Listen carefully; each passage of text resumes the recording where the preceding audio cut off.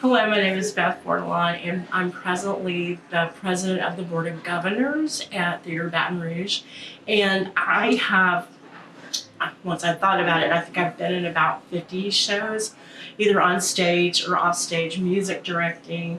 Hi, my name is Courtney Murphy. My role for Theatre Baton Rouge has been many different things over the years. Started off as an actor, then wound up doing directing and backstage work, fight choreography, as well as currently helping out behind the bar and getting to do that for every show that we've had pretty much since Clue, season of 2021, I think. So my name is Nick Moore. I am the bar manager here at Theatre Baton Rouge. And I've done, I believe, over 20 shows here. So my first show anywhere was in Monroe, which is where I started doing community theater. Chris Ringham was my director, and he was a feisty little man. But that place, Strauss Playhouse in Monroe, it was a community. I mean, people would come out and they would build a set and they, rally everyone. So Funny Girl was my first. I was 15 years old and I knew I was hooked after that. The first show I was ever in was in Almost Maine, which was in 2012, and it was a blast. It was a show that I absolutely adored and wanted to participate in, and was very excited that I got the call to be able to work on that one. My first role was actually accidental. My wife wanted to audition for a show here, and I told her over and over again, I'm like, look, babe, it's community theater. You can audition for anything. So she finally pulled the trigger on South Pacific. So I came along with her for moral support. She was nervous, and I ended up being cast as Stew Pot, my first show ever. They needed guys, which is a recurring theme in theater. But yeah, so I went from doing no theater to singing and dancing on stage for 6 weeks. And it literally changed the course of my life.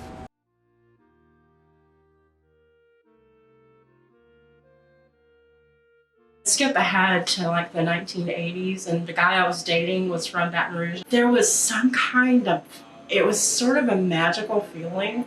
I remember standing in the lobby at the bar and just thinking, this seems so different. It had this quality of, community but regional, and I was just very impressed with it. And when I first moved to Baton Rouge, probably 5 or 6 years later, this was one of the first places I came to get involved. It was a home away from home for me and for my family as they were growing up. I grew up in Baton Rouge. I went to college actually in Northwestern in Natchitoches, Louisiana. And then when I moved back home after college, I was getting ready to move to Chicago, and I was able to participate and work on Almost Maine. And then basically some family things happened that kept me in the state. And I think that's a little bit of what happens to some people, whether they're starting off very young and it's where we are and it's the city we live. And then some of us are still tied here because we have family that are here. And sometimes you just kind of have to build or grow roots in different artistic endeavors wherever you're located, basically. The people that I have made friends with, the experiences I've had, the things I've learned have really shaped where I am now. The job I have now outside of the theater, I wouldn't have had if I hadn't been here and gotten to know the people here and picked up the soft skills that theater gives you. So, yeah, the place it's been very pivotal to my and my wife's life.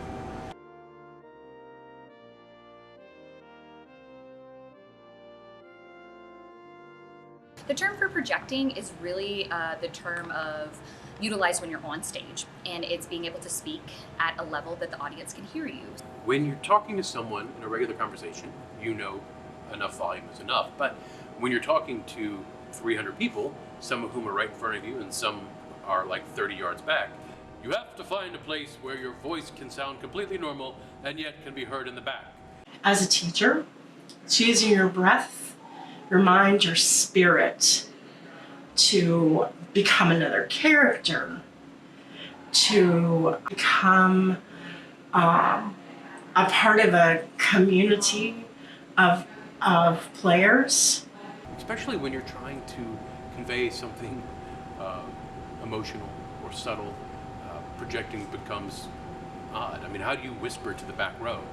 And it's also using your voice to find that placement as a singer, reminding them, hey, you gotta find that spot within you so that you can actually get the sound out of you. And a lot of people don't. They think that with microphones, and I use this all the time, a mic isn't going to work unless you do. So projecting is breath and placement. Basically, how is TBR utilizing the terminology of projecting to kind of relay our message or amplify what we are trying to say to the community? And it's being done in a ton of ways. We've been interviewed by local newspapers as well as other media. We are constantly on social media projecting what we can at the top of our lungs, saying, hey, here we are, we don't want to go anywhere, we've been a part of the community for 75 years. The level of talent that is expected of you, and that is encouraged from you, and that is pulled from you here is something that I really appreciate. For the Light the Stage campaign, we're trying to whisper so that we can remain subtle on stage and get our point across, and not sound like we're panicking, because we're not. We've been through a lot. We survived COVID. We had a year where there was no money coming in, there was nothing in the bank, and we had nothing but debt, and we were able to do it. And the only way we were able to do it was because of the community that we're a part of. And this is another situation like that. I know that Theatre Baton Rouge will continue. It has survived since World War II. We've been here through all kinds of stuff. And this is just this generation's struggle. It's the thing that we've got to deal with. It's the work we have to do to keep this place open. I think we have been very successful. And I think that what lighting the stage is, we're all a part of that light. Every person who's a volunteer is part of that light. Everyone who has ever set foot on that stage or played in a pit or pulled a fly, everyone is a part of that light, including Rodney, the artist. So TBR's programs and events can be found in multiple areas across social media. You can go directly to our website, theatrebatonrouge.org. You can Google Theatre Baton Rouge, Louisiana. You could go to our Facebook page, you can go to our Instagram page. You could also go to our TikTok. Well, hopefully you'll see our posters all over town. We will update you on upcoming shows, upcoming auditions, and upcoming volunteer opportunities. There are 2 shows in the Young Actors Program.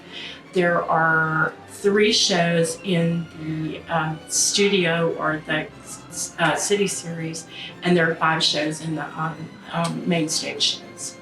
I've seen people come in here shy and nervous and just wanting to have this experience of doing something exciting. And maybe it's working backstage, maybe it's crewing a show, maybe it's just working as an usher or walking people in. They just want to be a part of it. In addition to the shows that we produce, we also have a very active education program where we have classes for our youth and for adults, and we also have camps in the summer. So, Come share with us, come tell your stories, come perform on stage, come volunteer, come crew, come just be a part of the community that is Theatre Baton Rouge.